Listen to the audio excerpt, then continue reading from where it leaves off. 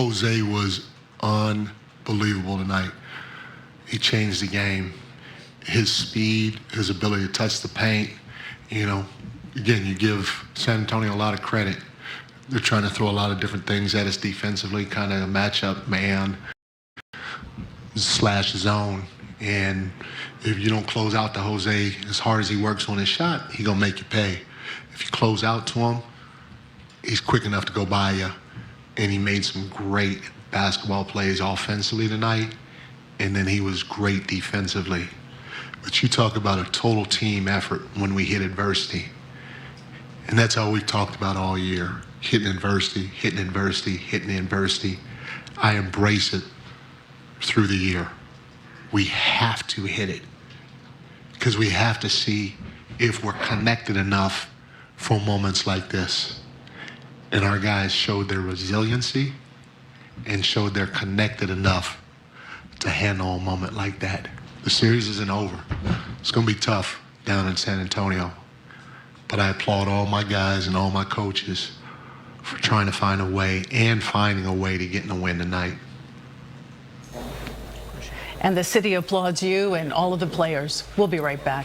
Up at 38th Street and 8th Avenue, an enormous crowd came together and police really had to break this up. And in fact, that is what you're seeing now. This has calmed down significantly in the last few minutes as police are now pushing people past 38th and into 39th Street. They're really just trying to thin the herd. At one point, the entire intersection of 8th Avenue and 38th Street was just packed with people. There were cars stuck in it. We've now got police on horseback and just lines of police officers that as people continue on north, you can see it right here at the intersection with 37th Street, a line of officers making sure no one gets back down towards Madison Square Garden. You can see all the garbage in the street there, but we're just going to bring you further down to give you an idea of how good of a job they're doing with the crowd control. You can see how it's thinned out all the way back down to Madison Square Garden, and then going south, you'll see more people exiting.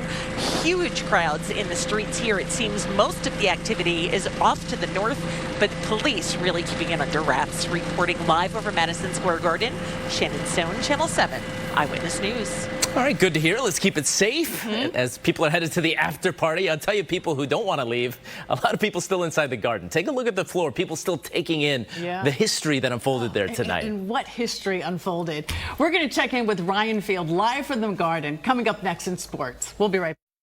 Playoff history. The Knicks were down 27 points at the half, and yet now they're up 3-1 heading to San Antonio with a chance to win the NBA championship. Words that, let's face it, for 40 minutes of this game tonight, we did not think I would be saying after this game tonight. But here we are, and it took place in the most incredible ways ever. Let's show you how it all went down here at the Garden tonight in Game 4. San Antonio just dominating this game from the jump. The first half, all Spurs. They drilled 14 three-pointers, the most threes and a half in NBA Finals history. Yeah, the Knicks trailed by 27 after 24 minutes. And the Spurs weren't just overpowering the Knicks physically, but mentally as well. Check out Victor Wembanyama baiting Mitchell Robinson into a flagrant foul and then quite literally telling him, "I'm in your head."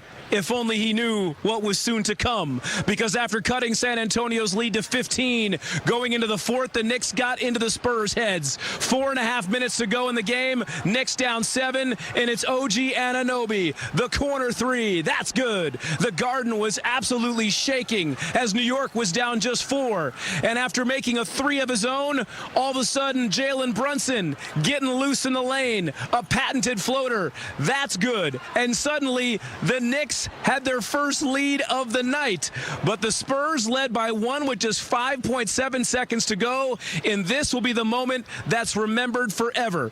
Brunson puts up the 3. It's just short, but Anunoby leaps up and somehow, some way tips it in. OMG. Jerry Seinfeld couldn't believe it. Taylor Swift couldn't believe it. And how about this shot from high above the Garden? A moment after OG tipped it in over in Central Park, where the city just erupted. The Knicks miraculously win it 107-106, the incredibly happy final. The biggest comeback in NBA Finals history. They now lead this series 3-1. They can wrap it up Saturday in Game 5 in San Antonio. The head coach afterwards on his team once again overcoming adversity. But you talk about a total team effort when we hit adversity. And that's all we've talked about all year. And our guys showed their resiliency and showed they're connected enough to handle a moment like that.